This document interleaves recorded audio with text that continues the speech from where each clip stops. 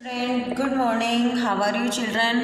बच्चों, आज जो हम नया टॉपिक लेंगे उसको बोलते हैं उपस्वर्ग। क्या कहते हैं उसको? उपस्वर्ग। अब आपको मैं उपस्वर्ग के बारे में समझाऊंगी। इसके जो पहले वीडियो थी उसमें जो हमने हिंदी व्याकरण शुरू किए उसमें मैंने आपको क्रिया के बारे में समझाया था। तो हमारा क्रिया का टॉपिक ख़त्म हुआ, क्रिया के बारे में अच्छे से पढ़ा समझा। अब हम करेंगे उपस्वर्ग। अब बच्चों, उपस्वर्ग क्या होता है, उपस्वर्ग किसे कहते हैं, उपस्वर्ग के भेद कैसे होते हैं और उपस्वर्ग का प्रयोग कैसे होता है, ये सब हम ये जो वीडियो है इसमें समझेंगे और लिखेंगे। तो आप सबसे पहले समझिए कि वे शब्दांश जो किसी शब्द के आरंभ में लगकर उसके अर्थ में विशेषता ला देते हैं अथवा उसके अर्थ को बदल देते हैं, उसे हम क्या कहते हैं? उपस्वर्ग कहते हैं। क्या कहते हैं? उपस्वर्ग कहते हैं। फिर दोबारा से देखिए, वे शब्दांश, शब्दांश यानी शब्द, शब्दांश यानी क्या है? शब्द। तो वे शब्द जो किसी शब्द के आरंभ में लगते हैं, आरंभ यानी जैसे जो शब्द है, माना आपका एक शब्द है गति, अब उसके आगे मैं कुछ ऐसा शब्दांश लगाऊंगी कि उन दोनों का जो जोड़ने पर अर्थ निकलता है वो क्या होगा? एक अलग ही विशेषता लाएगा, यानी क्या उसका अर्थ ही बदल जाएगा। तो वे शब्दांश जो किसी शब्द के आरंभ में लगकर उसके अर्थ में विशेषता ला देते हैं अथवा उसके अर्थ को बदल देते हैं, उपस्वर्ग कहलाते हैं। तो बच्चों, अगर आपको मैंने क्वेश्चन कहा कि उपस्वर्ग किसे कहते हैं या उपस्वर्ग की परिभाषा लिखिए, तो आप लिखेंगे। आप 5th स्टैंडर्ड में हैं, आपके ग्रामर ज़्यादा आएगी बच्चों। हमने चैप्टर पढ़े, चैप्टर के क्वेश्चन आंसर किए। अब आपका सारा ध्यान ग्रामर पे होना चाहिए कि ग्रामर जो भी मैम करवा रही है उसे आप नोटबुक में या एक अपना अलग से रजिस्टर मेंटेन करें जिसमें हिंदी व्याकरण डाल के और जो जो समझाते जा रहे हैं उन्हें आप लिखते जाएंगे। अब इस सत्य शब्द से पहले यदि हम असत्य लगा देते हैं तो बनेगा असत्य, जिसका अर्थ होता है झूठ। अब आप देखिए, सत्य शब्द, सत्य का मतलब क्या हो गया? सच। क्या होता है? सच। अब अगर हम सत्य शब्द में सिर्फ एक शब्द जोड़ते हैं, उस क्या जोड़ा हमने? कहाँ लगा? सत्य के आगे लगा, तो जो आगे लगा वो क्या हो गया? हमारा उपस्वर्ग हो गया। तो अब उन दोनों को मिलाकर पढ़ेंगे हम असत्य। तो सत्य का बिल्कुल विपरीत अर्थ हो गया, सत्य यानी सच और असत्य यानी झूठ। तो ये हो गया हमारा उपस्वर्ग। अब देखिए बच्चों, उपस्वर्ग, मूल शब्द और निर्मित शब्द क्या होते हैं? जैसे ये शब्द जो है प्र, ला, औ, सु, देख रहे हैं आप क्या क्या है ये? प्र, ला, औ, सु, इनको बोलते हैं बच्चों उपस्वर्ग। और ये जो मूल शब्द है जैसे गति, पता, गुण, मार्ग, तो ये हो गए हमारे मूल शब्द। अब मूल शब्द में अगर आप प्र शब्द जोड़ेंगे तो क्या हो जाएगा? प्रगति, यानी कि प्रगति। पता, पता में अगर आप ला शब्द जोड़ेंगे तो क्या हो जाएगा? ला पता, यानी कि लापता। औ शब्द में गुण शब्द जोड़ेंगे तो क्या हो जाएगा आपका?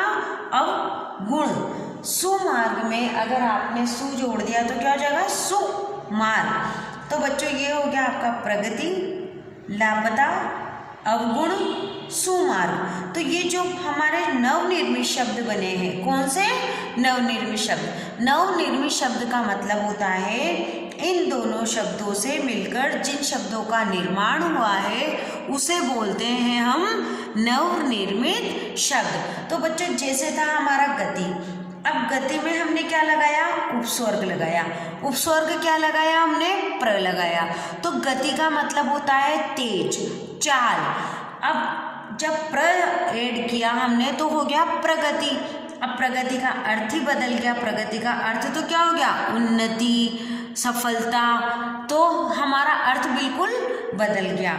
तो हम इसकी परिभाषा लिखेंगे, वे शब्दांश जो किसी शब्द के आरंभ में लगकर उसके अर्थ की विशेषता ला देते हैं, जिन्हें हम उपस्वर्ग कहते हैं और उनका अर्थ भी बदल देते हैं। तो आपको अच्छे से समझ में आ गया होगा बच्चों कि उपस्वर्ग कैसे होते हैं, किसे कहते हैं और किस तरह इनका प्रयोग करते हैं। अब आते हैं हम उपस्वर्ग के भेद पर। भेद यानी उपस्वर्ग कितने प्रकार के होते हैं। अब आप देखिए उपस्वर्ग कितने प्रकार के होते हैं। उपस्वर्ग के भाग, उपस्वर्ग के 4 भाग होते हैं। कितने भाग होते हैं बच्चों?